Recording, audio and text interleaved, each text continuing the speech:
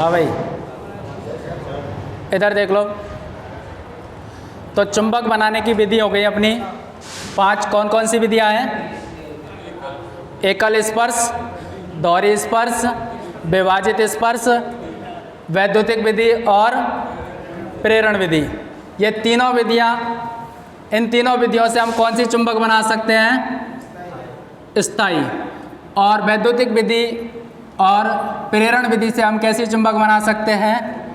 स्थायी और अस्थायी, यानी दोनों प्रकार की। अब आ जाओ इधर। अब देखो, कुछ पारिभाषिक शब्द हैं, उसमें सबसे पहले आपका पोल, यानी चुंबक के अंदर क्या क्या चीज़ें होती हैं? चुंबक में क्या क्या होता है? पोल, जिसको हम कहते हैं ध्रुव। क्या होता है पोल? जैसे मैं आपको एक चुंबक बना देता हूं इधर,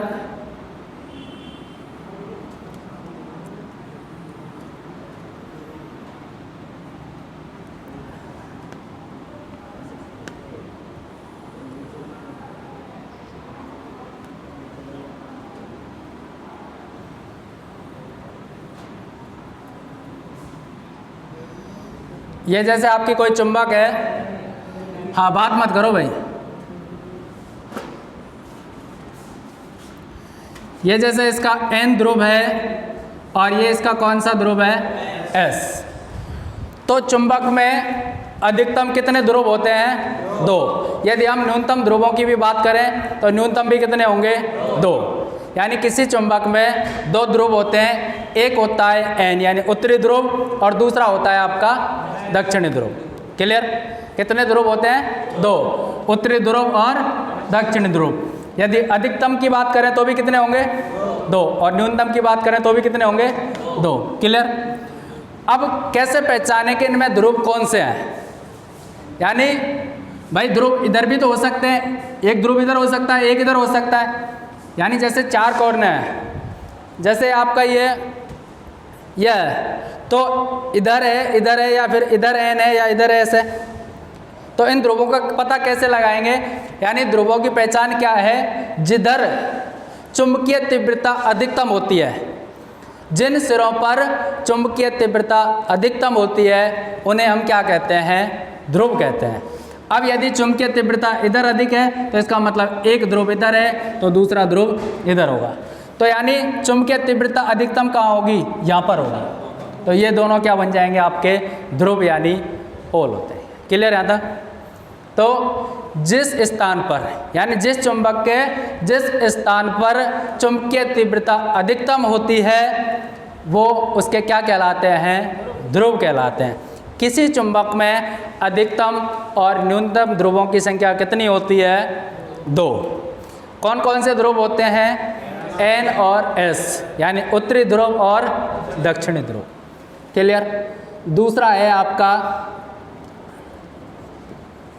चुंबकीय अक्ष, इंग्लिश में बोलते हैं इसको मैग्नेटिक एक्सिस।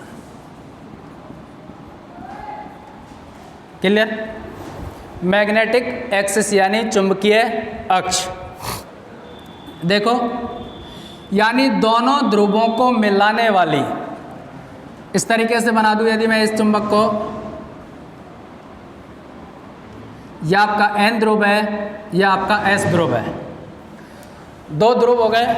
दोनों ध्रुवों को मिलाने वाली काल्पनिक रेखा, दोनों ध्रुवों को मिलाने वाली काल्पनिक रेखा क्या कहलाती है? चुंबकीय अक्ष। क्लियर? काल्पनिक, काल्पनिक का मतलब ये हमें दिखाई नहीं देती है, ये सिर्फ हम कल्पना करते हैं। क्या करते हैं? कल्पना। यानी दोनों ध्रुवों को मिलाने वाली काल्पनिक रेखा क्या कहलाती है? चुंबकीय अक्ष। ठीक है? हाँ, आया कि नहीं आया समझ? बोलो तो सही। दोनों ध्रुवों को मिलाने वाली काल्पनिक रेखा क्या कहलाती है? चुंबकीय अक्ष। तीसरा है आपका चुंबकीय उदासीन अक्ष, इंग्लिश में इसको बोलते हैं मैग्नेटिक न्यूट्रल एक्सिस। देखिए, चुंबकीय उदासीन अक्ष, जिसका शॉर्ट नाम इसको MNA बोला जाता है। क्या बोला जाता है? MNA। आपका जब DC जनरेटर चलेगा तो वहाँ पर GNA और MNA होता है। तो GNA अपन वहाँ पर पढ़ेंगे, आप पहले यहाँ पर MNA समझो। नाम क्या है? चुंबकीय उदासीन अक्ष यानी मैग्नेटिक न्यूट्रल एक्सिस। क्या है परिभाषा? देखो, किसी चुंबक यानी किसी चुंबक के दोनों ध्रुवों को मिलाने वाली काल्पनिक रेखा के ठीक लंबवत केंद्र से, ठीक लंबवत का मतलब होता है जैसे ये कोई रेखा है और इसके ठीक इस तरीके से होते हैं, उसको क्या बोलते हैं? लंबवत बोलते हैं। क्लियर? लंबवत बोल दिया उसने। परिभाषा क्या बोली? यानी किसी चुंबक के दोनों ध्रुव यानी N और S को मिलाने वाली काल्पनिक रेखा के ठीक लंबवत केंद्र से गुजरने वाली। अब देखो, इस रेखा का केंद्र कहाँ होगा? बीचों बीच होगा कि नहीं होगा? तो यानी बीचों बीच में यहाँ मान लेता हूँ। इसके ठीक लंबवत गुजरने वाली रेखा ये क्या कहलाएगी आपकी? क्या कहलाएगी? MN। आया समझ में? आया कि नहीं आया समझ में? दोबारा देख लो।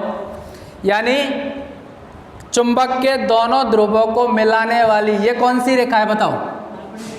ये कौन सी है? चुंबकीय अक्ष है ये कौन सा है आपका? चुंबकीय अक्ष। यह आपका चुंबकीय अक्ष है और चुंबकीय अक्ष की परिभाषा क्या है? दोनों ध्रुवों को मिलाने वाली काल्पनिक रेखा, वो चुंबकीय अक्ष है। और चुंबकीय उदासीन अक्ष क्या है? दोनों ध्रुवों को मिलाने वाली काल्पनिक रेखा के ठीक केंद्र से, ठीक केंद्र के लंबवत तल से गुजरने वाली रेखा क्या है आपका? चुंबकीय उदासीन अक्ष यानी MNA। आया कि नहीं आया समझ में? या फिर मैं सीधा सा देसी तरीके से बताऊं तो जहाँ पर चुंबकीय प्रभाव सबसे कम होता है, जहाँ पर चुंबकीय तीव्रता सबसे कम होती है, वो उसका क्या है? MNA यानी उदासीन अक्ष। देखो, सबसे ज़्यादा जो चुंबकीय तीव्रता होती है वो कहाँ पर होती है? ध्रुवों पर होती है। कहाँ पर होती है? ध्रुवों पर। तो सबसे कम कहाँ पर होती है? बीच में होती है। चुंबक के बीचों बीच में चुंबकीय जो प्रभाव है यानी चुंबकीय जो तीव्रता है वो सबसे कम कहाँ पर होगी? बीच में। आ गया समझ में? और वो बीच का ही हिस्सा क्या है उसका? चुंबकीय उदासीन अक्ष। आया कि नहीं आया समझ में? चलिए, अगला है आपका चुंबकीय बल रेखा। चुंबकीय बल रेखा, इंग्लिश में क्या बोलेंगे इसको? Magnetic line of force. Line of force कैसे भी बना लो आप इसको अपने नाम से, अपने तरीके से। मैग्नेटिक बल को क्या बोलते हैं? फोर्स। और रेखा को क्या बोलते हैं? लाइन। मैग्नेटिक फोर्स लाइन, ठीक है ना? तो चुंबकीय बल रेखा, चुंबकीय बल रेखा क्या होती है? देखिए, यानी ये आपका कोई चुंबक है, यानी किसी चुंबक का वह काल्पनिक वक्र, यानी किसी चुंबक का वह काल्पनिक वक्र जो चुंबक के बाहर N से S की ओर तथा चुंबक के अंदर S से N की ओर होता है। ठीक है, दोबारा समझना।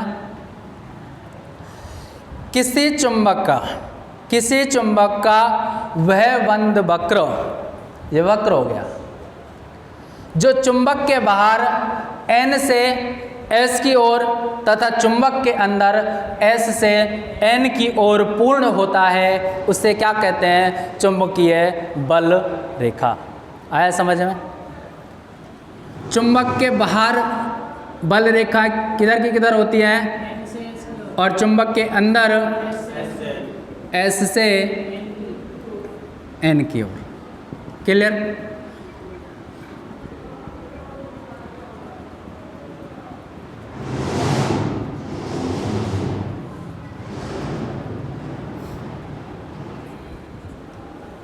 समझना दोबारा से। किसी चुंबक का वह बंद काल्पनिक वक्र, ये बंद होना चाहिए। बंद का मतलब है उस यानी जो चुंबकीय बल रेखाएं होती है वह अपना परिपथ पूर्ण करती है। परिपथ पूर्ण कब माना जाएगा? जब बल रेखाएं जहाँ से स्टार्ट हो वापस वहीं तक आ जाए तो वो उसका बंद है। यदि कहीं से खुला हुआ है तो उसका मतलब वो बंद नहीं माना जाएगा। तो वह बंद काल्पनिक वक्र जो कहाँ से स्टार्ट होता है? एन से, और एस से होते हुए वापस कहाँ जाता है? एन पर। तो ये क्या है आपकी? ये चुंबकीय बल रेखा है। क्लियर? आया नहीं आया समझ में? आ गया समझ में? अब देखिए चुंबकीय बल रेखाओं के गुण। यदि हम गुण की बात करें, चुंबकीय बल रेखाओं में कौन कौन से गुण होते हैं? सबसे पहला गुण ये होता है चुंबकीय बल रेखाएं अपना परिपथ पूर्ण करती हैं। चुंबकीय बल रेखाएं अपना परिपथ पूर्ण करती है। सबसे पहला गुण क्या है उसका? चुंबकीय बल रेखाएं अपना बंद परिपथ बनाती हैं। क्या बनाती हैं? बंद परिपथ। कहने का मतलब ये है यहाँ से चलना स्टार्ट किया तो वापस ये यहीं पर आकर एक पूरा बंद परिपथ बनाती है। दूसरा, चुंबकीय बल रेखा। चुंबकीय बल रेखा चुंबक के बाहर एन से एस की ओर तथा चुंबक के अंदर एस से एन की ओर चलती है। क्लियर? दूसरा गुण कौन सा है? चुंबकीय बल रेखाएं चुंबक के बाहर एन से एस की ओर और चुंबक के अंदर एस से एन की ओर चलती है। दो गुण हो गए। तीसरा गुण ये है चुंबकीय बल रेखाएं आपस में एक दूसरे को नहीं काटती हैं। चुंबकीय बल रेखाएं आपस में एक दूसरे को नहीं काटती है। क्यों नहीं काटती हैं? क्योंकि चुंबकीय बल रेखाओं में क्या होता है? प्रतिकर्षण होता है। क्या होता है? प्रतिकर्षण। प्रतिकर्षण कैसे होता है? देखो, ये आपकी चुंबकीय बल रेखाएं चली यहाँ से, कौन सी हो गई आपकी? ये एन है, और ये भी कौन सी है? एन। एन है कि नहीं है? अब दोनों एन एन की हैं, दोनों एन एन की हैं, तो इसका मतलब इन दोनों में क्या होगा? प्रतिकर्षण होगा कि नहीं होगा? अब मान के चलो आधे से इधर वाले भाग पे आ गई, अभी ये एस वाला सिरा हो गया, तो ये एस की हो गई, तो ये भी कौन सी है? एस की। दोनों एस एस की है तो क्या होगा? प्रतिकर्षण होगा। यानी हम जानते हैं समान ध्रुवों में प्रतिकर्षण होता है। तो तीसरा गुण क्या है? चुंबकीय बल रेखाएं आपस में एक दूसरे को नहीं काटती। क्लियर? चौथा है चुंबकीय बल रेखाओं में क्या होता है? तनाव होता है। चुंबकीय बल रेखाओं में क्या होता है? तनाव होता है। तनाव का मतलब ये हुआ, यानी चुंबकीय बल रेखाएं ऐसी नहीं होंगी, ऐसे नहीं होंगी, ऐसे टेढ़ी मेढ़ी जैसे कहीं से भी चली जाए। यानी चुंबकीय बल रेखाएं खिंची हुई होती हैं, तनी हुई होती हैं। तो चुंबकीय बल रेखाओं में हमेशा क्या होता है? तनाव होता है। क्लियर हो गया? पांचवा पॉइंट है आपका इसका, तो चार हो गए आपके कि चुंबकीय बल रेखाएं एक दूसरे को नहीं काटती हैं। ये चार ही पॉइंट है इसके। अब देखिए चुंबकीय बल रेखाएं क्या हो गई? यानी वह काल्पनिक वक्र जो एन से स्टार्ट होता हुआ और एस तक जाकर वापस अंदर एस से एन की ओर चलता है, वह कौन सा है आपका? चुंबकीय बल रेखाएं। चुंबकीय बल रेखाओं का पहला गुण क्या है? चुंबकीय बल रेखाएं अपना परिपथ पूर्ण करती हैं। दूसरा, चुंबकीय बल रेखाएं चुंबक के बाहर एन से एस की ओर और चुंबक के अंदर एस से एन की ओर चलती हैं। चुंबकीय बल रेखाएं एक दूसरे को नहीं काटती है। चौथा है चुंबकीय बल रेखाओं में क्या होता है? तनाव होता है। पांचवा एक और है कि यानी चुंबकीय बल रेखाएं अपना जो मार्ग है वो चुंबकीय पदार्थ के माध्यम से पूरा करने का प्रयास करती हैं। जैसे अपनी ये कोर है, जैसे मैं आपको थोड़ा सा एग्जांपल के लिए ट्रांसफार्मर समझा देता हूँ। यह ट्रांसफार्मर की वाइंडिंग हो गई, इसमें ट्रांसफार्मर की जो कोर है, इसलिए हम कोरों को चुंबकीय पदार्थ का बनाते हैं। कोर हम लकड़ी की भी तो बना सकते थे, लकड़ी की भी तो बना सकते थे। लकड़ी की क्यों नहीं बना रहे हैं? क्योंकि ये चुंबकीय बल रेखाओं के लिए पथ प्रदान नहीं करती हैं। तो कोर का जो मुख्य काम क्या होता है? चुंबकीय बल रेखा। अब जो चुंबकीय बल रेखा चलेगी वो यहाँ से होते हुए वापस आ जाएगी। तो चुंबकीय बल रेखाओं का हमेशा प्रयास रहता है वह चुंबकीय पदार्थ के माध्यम से अपना पथ क्या करे? पूर्ण करे। क्लियर हो गया? तो बताओ चुंबकीय बल रेखाएं समझ आई या नहीं आई है? अगला पॉइंट है आपका चुंबकीय क्षेत्र। क्या है? चुंबकीय क्षेत्र। इंग्लिश में बोलते हैं इसको मैग्नेटिक फील्ड। क्या बोलते हैं? Magnetic field. देखो, क्षेत्र होता है, जैसे अपन इलेक्शन लड़ते हैं, चुनाव लड़ते हैं, तो एक चीज़ अपन देखते हैं, अपन क्या कहते हैं? यार ये तो फलाने का क्षेत्र है, कहते हैं ना। फलाने का क्षेत्र का मतलब क्या हुआ? जैसे कोई जैसे दादागिरी करने वाला है, कोई दादा है, तो अपन उसके नाम से जानते हैं, तो अपन क्या कह देंगे? यार ये तो फलाने दादा का क्षेत्र है। कहते कि नहीं कहते? तो क्यों कह रहे हैं? यानी वहाँ पर उसका प्रभाव है कि नहीं? उसका प्रभाव यानी उसका वर्चस्व है वहाँ पर, इसलिए हम उसको प्रभाव बोल देते हैं। तो वही चीज़ हो जाती है, यानी चुंबकीय क्षेत्र। जहाँ तक चुंबकीय प्रभाव, यानी किसी चुंबक का वह क्षेत्र जहाँ तक उसके प्रभाव को क्या किया जा सके? महसूस किया जा सके, वह उसका क्या कहलाता है? चुंबकीय क्षेत्र। आया समझ में? जैसे मैं बताऊँ आपको, यह आपकी कोई चुंबक है और आपके पास में कोई एक लोहे का टुकड़ा है। ये लोहे का टुकड़ा है। ये यदि अपन इसको दूर रख रहे हैं तो अपने कुछ चीज़ महसूस नहीं हो रही है, कोई महसूस नहीं हो रहा। जैसे अपन इसको इसके पास में, यानी यहाँ तक ले आएंगे इसके पास में, तो अपन को कुछ महसूस होने लगेगा ना। क्या महसूस होगा? ऐसा लगेगा कि ये चुंबक उसको खींच रही है ना। यानी यहाँ तक ये चीज़ महसूस नहीं हुई, यहाँ तक महसूस नहीं हुई है, ये यहाँ पर आने के बाद में ये चीज़ महसूस होने लगी। इसका मतलब ये उसका क्षेत्र आ गया। आया कि नहीं आया? क्षेत्र यानी चुंबक का वह क्षेत्र जहाँ पर उसके प्रभाव को क्या किया जा सके? महसूस किया जा सके, वो उसका क्या कहलाता है? चुंबकीय क्षेत्र। अब चुंबकीय क्षेत्र, अब ये जो क्षेत्र है इसके अंदर क्या होता है? इसके अंदर चुंबकीय बल रेखाएं होती हैं। क्या होता है? जैसे मैंने आपको ये डायग्राम बना रखा है, यदि मैं यहाँ पर कोई लोहा का पिंड रखूँगा तो यहाँ पर कोई प्रभाव महसूस नहीं होगा, क्योंकि यहाँ पर चुंबकीय बल रेखा नहीं है। चुंबकीय बल रेखा यहाँ से है, तो जैसे ही कोई लोहा का पिंड यहाँ पर आएगा तो हमें उसका प्रभाव महसूस होने लग जाएगा। होगा कि नहीं होगा? तो यानी चुंबकीय क्षेत्र के अंदर होती क्या चीज़ें हैं? चुंबकीय बल रेखाएं होती हैं। क्या होती हैं? चुंबकीय बल रेखाएं। तो आपसे क्वेश्चन पूछ लिया जाए कि चुंबकीय क्षेत्र के अंदर होता है, क्या होता है? चुंबकीय बल रेखा। क्लियर? चुंबकीय क्षेत्र की परिभाषा क्या हो गई? यानी किसी चुंबक का वह क्षेत्र जहाँ पर चुंबकीय प्रभाव को क्या किया जा सके? महसूस किया जा सके, वो उसका क्या कहलाता है? चुंबकीय क्षेत्र। क्लियर? चलिए, अगला है आपका चुंबकीय फ्लक्स। बहुत अच्छा पॉइंट है चुंबकीय फ्लक्स, समझना। देखो, ये जैसे आपका कोई चुंबक है, इसको मैं 3D के माध्यम से बता देता हूँ। इसके दो ध्रुव हो गए, कौन से? ये N हो गया, ये हो गया आपका S। और ये इसकी कौन सी रेखा है बताइएगा? कौन सी रेखा है? चुंबकीय अक्ष। अक्ष है ना, यानी दोनों ध्रुवों को मिलाने वाली काल्पनिक रेखा चुंबकीय अक्ष। अब इसकी परिभाषा क्या बन जाएगी? किसी चुंबक के चुंबकीय अक्ष लाइन के लंबवत।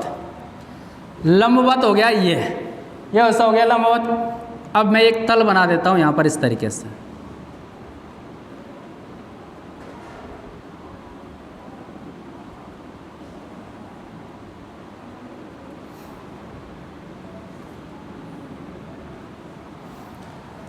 कुछ आ रहा है? समझ में आ रहा? कुछ आया? यानी इस रेखा के लंबवत एक तल है, ये आपका तल है ना। अब चुंबकीय जो बल रेखाएं निकलेंगी, चुंबकीय बल रेखाएं निकलेंगी वो इस तरीके से।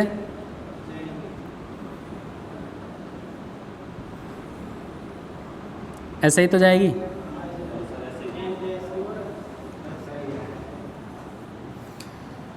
अब चुंबकीय बल रेखाएं किस में होकर गुजर रही है? तल से होकर गुजर रही है ना। तो कहने का मतलब ये हुआ चुंबकीय फ्लक्स की परिभाषा, किसी चुंबक की अक्ष लाइन के, किसी चुंबक की अक्ष लाइन के लंबवत तल से गुजरने वाली चुंबकीय बल रेखाओं की कुल संख्या क्या कहलाएगी? चुंबकीय फ्लक्स। दोबारा समझना, किसी चुंबक के अक्ष लाइन के लंबवत है कि नहीं है? ये अक्ष लाइन ही है, ये इसके लंबवत हो गया, लंबवत तल, इस तल में से गुजरने वाली चुंबकीय बल रेखाओं की कुल संख्या, ये क्या है? इसका चुंबकीय फ्लक्स। कहने का मतलब सीधा सा ये है, यानी चुंबक की जो कुल बल रेखाएं हैं उनकी संख्या क्या है? चुंबकीय फ्लक्स। आया समझ में? ये आपकी कोई चुंबक है, इस चुंबक से N से S की ओर चुंबकीय बल रेखाएं जा रही है। अब मैंने एक कोई तल लगा दिया इस तरीके से कोई तल लगा दिया, यहाँ पर एक अक्ष रेखा ये हो गई सीधी N से S की ओर, और उसके लंबवत ये तल लगा दिया। अब इस तल में होकर ही तो जाएंगी सारी, जाएगी कि नहीं जाएगी? इस तल से होकर गुजरने वाली जो भी रेखा है इस तल से होकर गुजर रही है, उन सभीयों की जो संख्या है वो क्या है? उसका चुंबकीय फ्लक्स। आ गया समझ में? देसी तरीके से यानी चुंबकीय बल रेखाओं की कुल संख्या क्या है? चुंबकीय फ्लक्स। क्लियर? देखो, चुंबकीय फ्लक्स का जो प्रतीक है, इंग्लिश में उसको वही मैग्नेटिक फ्लक्स बोलते हैं। क्या बोलते हैं? Magnetic flux. क्या है इसकी परिभाषा? हो गई। अब यदि इसके हम प्रतीक की बात करें, प्रतीक की यदि हम बात करें तो इसका प्रतीक होता है फाई। क्या होता है इसका प्रतीक? फाई। और यदि हम मात्रक की बात करें तो इसका मात्रक क्या होता है? वेबर। क्या होता है इसका मात्रक? वेबर। और हम जानते हैं कि एक वेबर बराबर होता है 10 की पावर 8 मैक्सवेल। क्लियर? तो बताओ फ्लक्स का प्रतीक क्या होता है? फाई। याद रखना, ये यहाँ से आगे आने वाले समय में बहुत काम आएगा। ये फ्लक्स का प्रतीक क्या होता है? फाई। मात्रक क्या होता है? वेबर। क्या होता है मात्रक? वेबर। और एक वेबर बराबर क्या होता है? 10 की घात 8 मैक्सवेल। तो आपसे क्वेश्चन पूछ लिया जाए कि चुंबकीय फ्लक्स का मात्रक क्या है, यदि वेबर नहीं आए तो क्या लिखेंगे हम फिर? मैक्सवेल। क्या लिखेंगे? मैक्सवेल। और आपसे क्वेश्चन पूछ ले कि एक वेबर बराबर कितने मैक्सवेल होते हैं? 10 की घात 8 मैक्सवेल। यानी मैक्सवेल एक छोटी इकाई है। मैक्सवेल क्या है? एक छोटी इकाई। बड़ी इकाई कौन सी है? वेबर। ठीक है, आया समझ में? चलिए, अगला है आपका, इधर लिख देता हूं मैं उसका, चुंबकीय, कौन सा है अपना? 7वां नंबर का, चुंबकीय फ्लक्स घनत्व। इंग्लिश में क्या बोलते हैं इसको? Magnetic flux density. Magnetic flux density. Clear? चुंबकीय फ्लक्स घनत्व। अब देखो इसकी परिभाषा क्या है, या फिर मैं एक पहले देसी तरीके से समझा देता हूं। यानी ये आपका कोई तल है, ये तल है, और इसका मैं इकाई क्षेत्रफल ले लेता हूं, यानी यहां से यहां तक, यहां से यहां तक, ये क्या हो गया इसका? इकाई क्षेत्रफल। इकाई क्षेत्रफल का मतलब होता है किसी का कोई बड़ा सा क्षेत्रफल है, उसका कोई एक हिस्सा ले ले अपन, एक फिक्स हिस्सा ले ले, तो वो इसका क्या माना जाता है? इकाई क्षेत्रफल। क्लियर? जैसे मैं ये बोर्ड की बात करूं, इस बोर्ड का यहाँ से और यहाँ तक का मैं हिस्सा ले लूं तो मैं इसको बोलूँगा बोर्ड का इकाई क्षेत्रफल या इकाई हिस्सा। क्लियर? तो इस तल का इकाई क्षेत्रफल, इकाई क्षेत्रफल में से गुजरने वाली, इकाई क्षेत्रफल में से गुजरने वाली चुंबकीय बल रेखाओं की संख्या क्या कहलाएगी? चुंबकीय फ्लक्स घनत्व। इकाई क्षेत्रफल यानी लंबवत तल के इकाई क्षेत्रफल में से गुजरने वाली चुंबकीय बल रेखाओं की संख्या क्या कहलाएगी? चुंबकीय फ्लक्स घनत्व। अब देखिए, अब यदि हम परिभाषा की, किताबी परिभाषा की बात करें तो यानी चुंबकीय अक्ष लाइन के लंबवत तल, ये हो गया चुंबकीय अक्ष लाइन के लंबवत तल के इकाई क्षेत्रफल से गुजरने वाली चुंबकीय बल रेखाओं की संख्या क्या कहलाएगी? चुंबकीय फ्लक्स। क्लियर? अब देखो, अब यहां पर यदि चुंबकीय बल रेखाओं की संख्या अधिक होगी तो बताओ फ्लक्स का मान भी, घनत्व का मान अधिक होगा कि नहीं होगा? होगा कि नहीं होगा? यदि चुंबकीय बल रेखाएं ज्यादा निकलेंगी तो इकाई क्षेत्रफल में से भी ज्यादा निकलेंगी, नहीं निकलेंगी? यदि मैं आपसे कहूं जैसे ये आपका बोर्ड है, इस बोर्ड के अंदर से अपन तीर निकालें बाहर की तरफ, तो यदि हम इस क्षेत्र की बात करें, यदि इसमें से होकर हमने 50 ही तीर निकाले तो 2 या 3 तो इधर से भी निकल जाएंगे, निकलेंगे नहीं निकलेंगे? यदि हम इसमें से 200 तीर निकालेंगे तो बताओ इसमें ज़्यादा निकलेंगे कि नहीं निकलेंगे? तो कहने का मतलब ये हुआ, जब चुंबकीय बल रेखाओं की संख्या अधिक होगी तो चुंबकीय फ्लक्स घनत्व भी क्या हो जाएगा? अधिक होगा कि नहीं होगा? अरे होगा कि नहीं होगा? आ गया समझ में? तो चुंबकीय फ्लक्स घनत्व की परिभाषा, किसी चुंबक यानी किसी चुंबक के अक्ष लाइन के लंबवत तल के इकाई क्षेत्रफल से गुजरने वाली चुंबकीय बल रेखाओं की संख्या क्या कहलाती है? चुंबकीय फ्लक्स घनत्व। प्रतीक की यदि हम बात करें तो इसका प्रतीक होता है बी। क्या होता है इसका प्रतीक?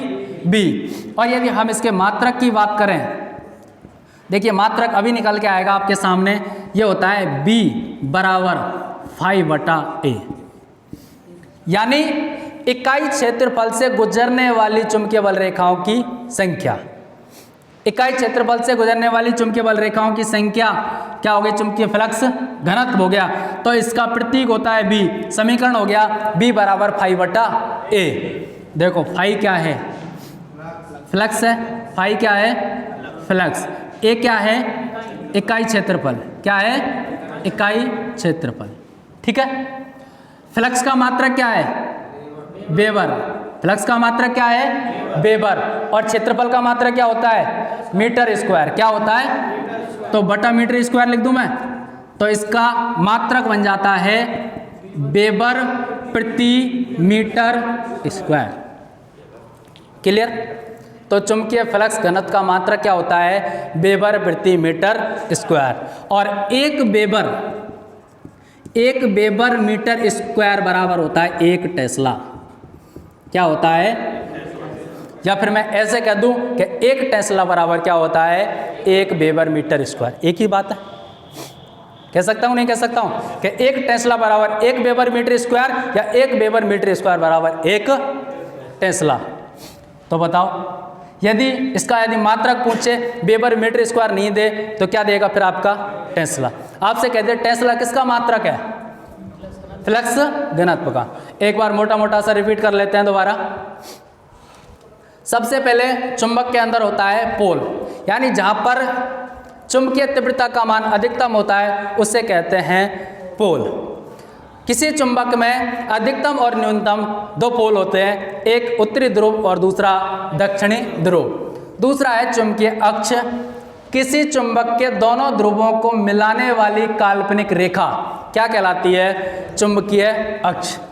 तीसरा है चुंबकीय उदासीन अक्ष।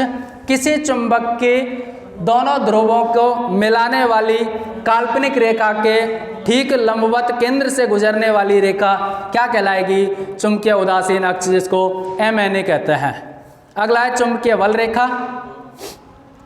किसी चुंबक का वह वक्र जो चुंबक के बाहर N से S की ओर तथा चुंबक के अंदर S से N की ओर पूर्ण होता है, उससे क्या कहते हैं? चुंबकीय बल रेखा।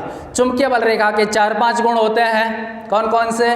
चुंबकीय बल रेखा चुंबक के बाहर N से S की ओर और अंदर S से N की ओर। चुंबकीय बल रेखाएं हमेशा अपना परिपथ पूर्ण करती हैं।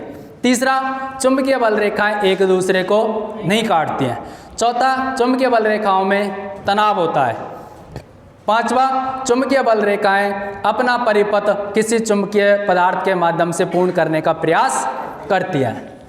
अगला है आपका चुंबकीय क्षेत्र, यानी किसी चुंबक का वह क्षेत्र जहां पर चुंबकीय उसके प्रभाव को महसूस किया जा सकता है, वो उसका क्या है? चुंबकीय क्षेत्र। अगला है आपका चुंबकीय क्षेत्र के अंदर होती क्या है? चुंबकीय बल रेखाएं। चुंबकीय फ्लक्स, मैग्नेटिक फ्लक्स, क्या है, यानी किसी चुंबक के अक्ष लाइन के लंबवत तल से गुजरने वाली चुंबकीय बल रेखाओं की कुल संख्या क्या कहलाती है, चुंबकीय फ्लक्स। क्या कहलाएगी, चुंबकीय फ्लक्स। प्रतीक क्या होता है, फाई। मात्रक क्या होता है, वेबर। एक वेबर बराबर क्या होते हैं, 10⁸ मैक्सवेल। अगला है चुंबकीय फ्लक्स घनत्व, यानी मैग्नेटिक फ्लक्स डेंसिटी। क्या है इसका, यानी किसी चुंबक की अक्ष लाइन के लंबवत तल के इकाई क्षेत्रफल में से गुजरने वाली चुंबकीय बल रेखाओं की संख्या क्या कहलाएगी, चुंबकीय फ्लक्स घनत्व।